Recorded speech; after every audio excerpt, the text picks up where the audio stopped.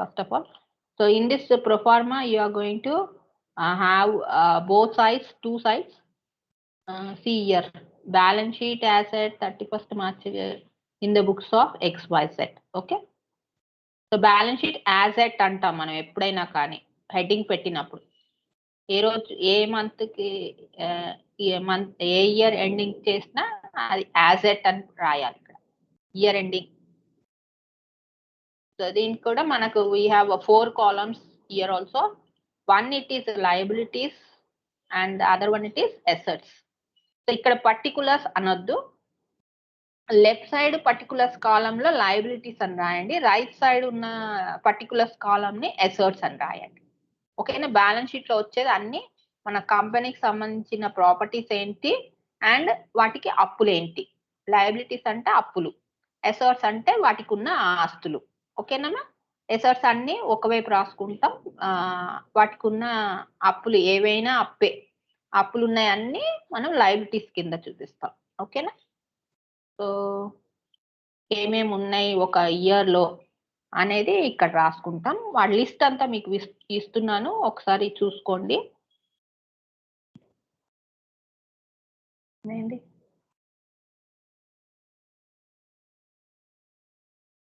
ఇక్కడ ఏదో అయింది, క్యాపిటల్ అని వచ్చిపోయినట్టుంది. 1 minute. So this was in I think this is in white color.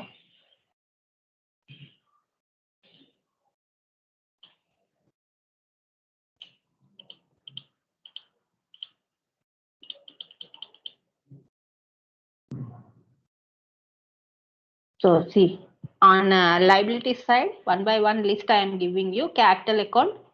So capital account, any capital account may be there. So that sometimes they may be giving you some person name and capital. Anis capital annam kada, alaga Anis capital అని ఇచ్చాడు అనుకోండి, that is treated as capital. ఓకేనా.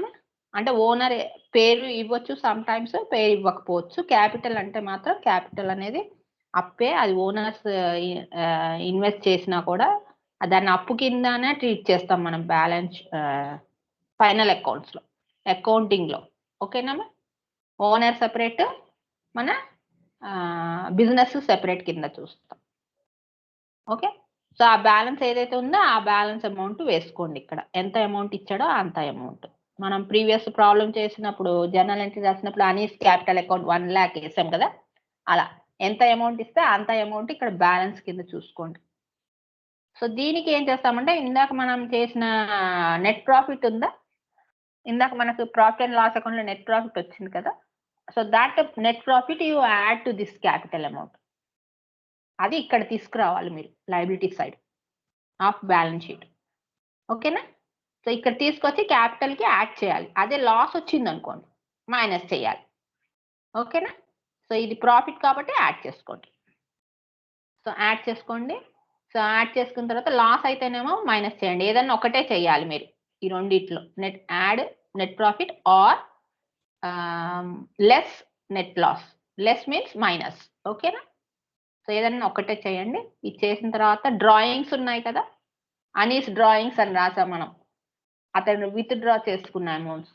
So ఆ drawings అలాంటివి ఏవైనా తీసి ఉంటే business నుంచి అది డ్రాయింగ్స్ అని ఇస్తాడు ప్రాబ్లంలో. So that you deduct. ఓకేనా.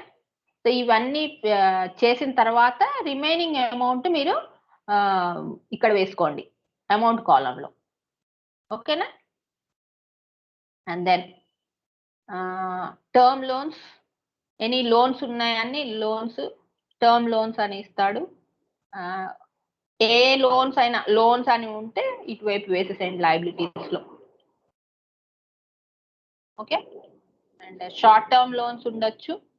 సో దాన్ని cash credit short term loan కింద వస్తుంది. ఏది అదర్ లోన్స్ ఏవైనా షార్ట్ టర్మ్ రిలేటెడ్ ఏదైనా ఉట్టిగా షార్ట్ టర్మ్ లోన్ అని ఇచ్చినా కూడా వేసేసేయండి ఇక్కడ. అండ్ బ్యాంక్ ఓవర్ డ్రాఫ్ట్ ఇస్తే బ్యాంక్ ఓవర్ డ్రాఫ్ట్ కూడా వేసేసేయండి. నెక్స్ట్ ఏవైనా ట్రేడ్ బిల్స్ అని ఇస్తాడు, లేదా బిల్స్ పేయబుల్స్ అని ఇస్తాడు. So that also you show on liability side. of balance sheet. And creditors, sometimes creditors antadu leda sometimes they will be saying as suppliers. Suppliers are nothing but the creditors, no? So that you have to show on a liability side. And outstanding expenses, ఏవైనా outstanding salaries, outstanding rent, outstanding interest ఇలాగా ఏదైనా ఇస్తే that also you show in liabilities. And prepaid incomes, any prepaid commission, prepaid anything that is given that you show here. And advances అని ఇస్తాడు sometimes. ఆ advances కూడా అది ఒక అప్పు కిందనే ట్రీట్ చేస్తాం మనం. బ్యాంక్ మన కంపెనీ అడ్వాన్స్ తీసుకుంటే, ఫర్ ఎగ్జాంపుల్ కార్ ఇండస్ట్రీ ఉందనుకోండి, మీరు కార్ బుక్ చేస్తే అడ్వాన్స్ పే చేస్తాం కదా, అట్లాంటి అడ్వాన్సెస్ అన్నిటినీ మనము లయబిలిటీ కిందనే వేస్తాం అనమాట వాళ్ళ అకౌంట్స్లో. ఓకేనా, కంపెనీ అకౌంట్స్లో. అందుకని లయబిలిటీస్లో వేసుకోండి అడ్వాన్సెస్ ఏవైనా ఉంటే. ఇంకా ఏవైనా ప్రొవిజన్స్, ఏవైనా ప్రొవిజన్ అని ఉంటే ప్రొవిజన్ ఫర్ బ్యాడ్ డెట్స్ అంటాడు, ప్రొవిజన్ ఫర్ డౌట్ఫుల్ డెట్స్ అని అంటాడు. సో అలాంటివి ఏమైనా ఉంటే వేసుకోండి ఇక్కడ. ప్రొవిజన్ ఫర్ టాక్సేషన్ ఉంటాయి, ఇక్కడ వేసేసుకోండి లయబిలిటీస్లో. సో ఇవన్నీ లయబిలిటీస్ లిస్ట్. ఇక అసెట్స్కి వచ్చేద్దాం. అసెట్స్ లిస్ట్ చూడండి. ల్యాండ్ అండ్ బిల్డింగ్స్, ఇవన్నీ fixed assets. Plant and machinery, vehicles, Motors, motor cycle, ఏదైనా లూజ్ టూల్స్, ఏవైనా టూల్స్ ఉంటే అవి, ఫర్నిచర్ అండ్ ఫిక్స్చర్స్. సో అలాంటివన్నీ మీరు ఇక్కడ వేసుకోండి. ఇంటాంజిబుల్ అసెట్స్, ఇంటాంజిబుల్ అసెట్స్ వచ్చేసి good will, patent rights, copy rights, ఇట్లాంటివి ఏవైనా ఇస్తే దాన్ని అన్ని ఇక్కడ మీరు అసెట్స్ లోనే వేసుకోవాలి. అవన్నీ ఆస్తులు, కంపెనీ ఆస్తులు. ఓకే. అండ్ ఇన్వెస్ట్మెంట్స్ ఏవైనా ఉంటే అవి వేసుకోండి. Long term investment, short term investment ఏవైనా ఉంటే అవి వేసుకోండి. నెక్స్ట్ వచ్చేసి కరెంట్ అసెట్స్. కరెంట్ అసెట్స్ మీకు లిస్ట్ తెలుసు కదా already. Cash in hand, cash at bank, inventory లేదా క్లోజింగ్ స్టాక్ అంటాం, closing stock, debtors, bills receivables are trade bills అంటాడు. ట్రేడ్ బిల్స్ రిసీవబుల్స్ అని అంటాం. ఓకేనా. రిసీవబుల్స్ అయితే అసెట్స్ లో వస్తాయి, పేయబుల్స్ అయితే లయబిలిటీస్ లో వస్తాయి. So you have to keep that difference in your mind.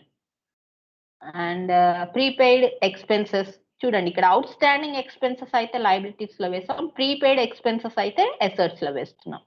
ఓకేనా, ముందే పే చేస్తాం కదా ఎక్స్పెండిచర్ అంటే అది మన ఆస్తి కాబట్టి ప్రీపెయిడ్ ఎక్స్పెన్సెస్ అసెట్స్ లో వస్తాయి. అవుట్ స్టాండింగ్ ఎక్స్పెన్సెస్ అయితే అది అప్పు, ఇంకా పే చేయాల్సింది అప్పు కాబట్టి లయబిలిటీస్ లో వస్తాయి. సో ప్రీపెయిడ్ ఇన్కమ్స్ లయబిలిటీస్ లో వచ్చాయి కదా, నార్మల్ అవుట్ స్టాండింగ్ ఇన్కమ్స్ అయితేనేమో అసెట్స్ లో వస్తాయి. సో ఈ డిఫరెన్స్ ఒకటి మీరు కొంచెం గుర్తుపెట్టుకోవాల్సి ఉంటుంది. And then short term investments ఉంటే షార్ట్ టర్మ్ ఇన్వెస్ట్మెంట్స్, ఎన్ని మార్కెటబుల్ సెక్యూరిటీస్ ఉంటే అవి కూడా కరెంట్ అసెట్స్ లోకే వస్తాయి కదా.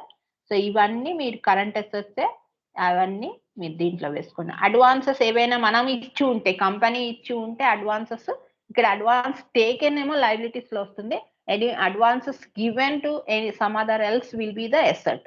ఓకే, అక్కడ స్పెసిఫై చేసినప్పుడు స్పెసిఫిక్ గా తీసుకోండి. లేదు ఓన్లీ సింపుల్ గా అడ్వాన్స్ అని ఇచ్చాడు అనుకోండి, ట్రీట్ ఇట్ యాజ్ లయబిలిటీ. అక్కడ ఏం మెన్షన్ చేయాలి, టేకెనా గివెనా అని ఇవ్వనప్పుడు మాత్రం మీరు ఏం చేస్తారంటే లయబిలిటీస్ లో వేసాను, తీసుకున్నామనే అనుకోండి, అప్పు కిందనే ట్రీట్ చేసుకోండి. ఓకేమా. This is the format of balance sheet. ఇంకా చాలా ఐటమ్స్ ఉంటాయి, but these are the important things that you have to show in the liabilities and asset sides of balance sheet. So you must be